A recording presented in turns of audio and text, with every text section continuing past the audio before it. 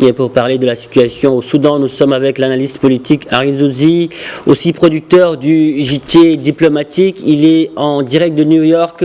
Arin Zouzi, bonjour et merci d'avoir accepté notre invitation. Merci, c'est un plaisir.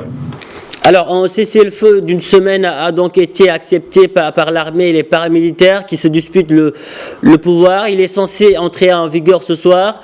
Vu les affrontements qui ont suivi son annonce, cette trêve a-t-elle une chance d'aboutir, disons, d'être respectée ?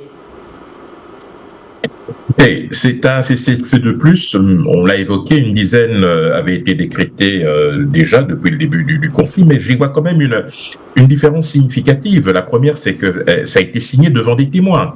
Donc ça veut dire que là, pour le coup, il y a une pression supplémentaire sur les belligérants.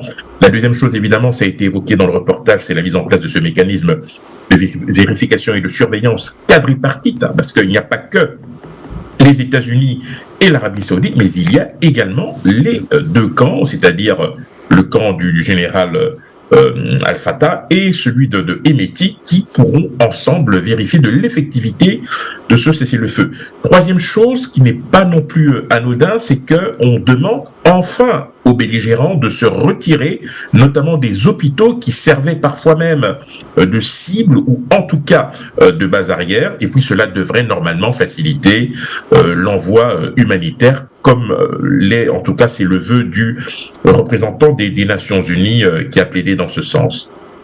En tout cas, les combats à l'arme lourde se poursuivent, convois d'approvisionnement sont également interrompus, banques fermées. Cette trêve annoncée, si elle est respectée, sera-t-elle suffisante pour amener la paix au Soudan ? Non, je ne pense pas, parce que en réalité, les deux camps font le pari d'une guerre d'usure, chacun étant sûr de l'emporter sur l'autre. Il faut quand même rappeler que l'armée régulière, c'est plus ou moins 100 000 hommes, tandis que les forces de soutien rapide, c'est 120 000 hommes. On parle d'un mouvement rebelle hors norme, mais qui a un talon d'Achille, dépourvu notamment d'avions et de tanks, ce qui lui donne un inconvénient, en tout cas un désavantage tactique par rapport aux troupes du général Al-Bourad.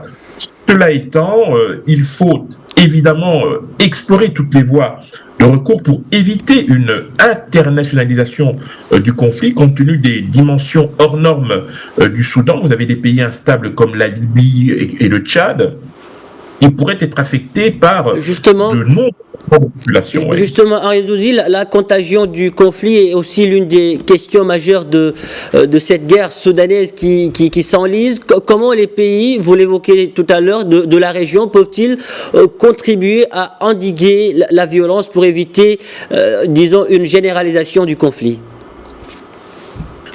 Oui, parce que vous savez qu'avec cette situation, il y a d'énormes situations à gérer, tant en termes de déplacement de population, mais surtout de dissémination d'armes, avec une prolifération de groupes qui n'attendent qu'une seule opportunité, c'est rallier un camp ou un autre pour pouvoir, en tout cas, contribuer à ce que les conditions d'un enlisement soient réunies. Mais pour l'instant, réjouissons-nous provisoirement de ce cessez-le-feu, même si, à titre personnel, je ne pense pas qu'il tiendra longtemps, mais il y a déjà une avancée significative, c'est que cela s'est fait devant témoins et cela devrait mettre la pression sur les belligérants.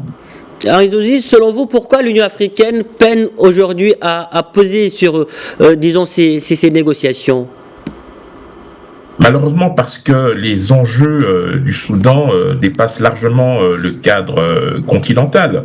On voit très bien qu'il y a les Saoudiens et les Américains à la manœuvre, ce qui montre bien tout l'intérêt géopolitique et stratégique du Soudan, avec évidemment des acteurs comme l'Égypte, comme l'Arabie Saoudite, comme le Qatar notamment, qui ont des arrière-pensées, puisque ce sont des pays qui sont très présents et qui ont aussi, d'une certaine manière, contribué à la chute de l'ancien régime d'Omar el-Béchir.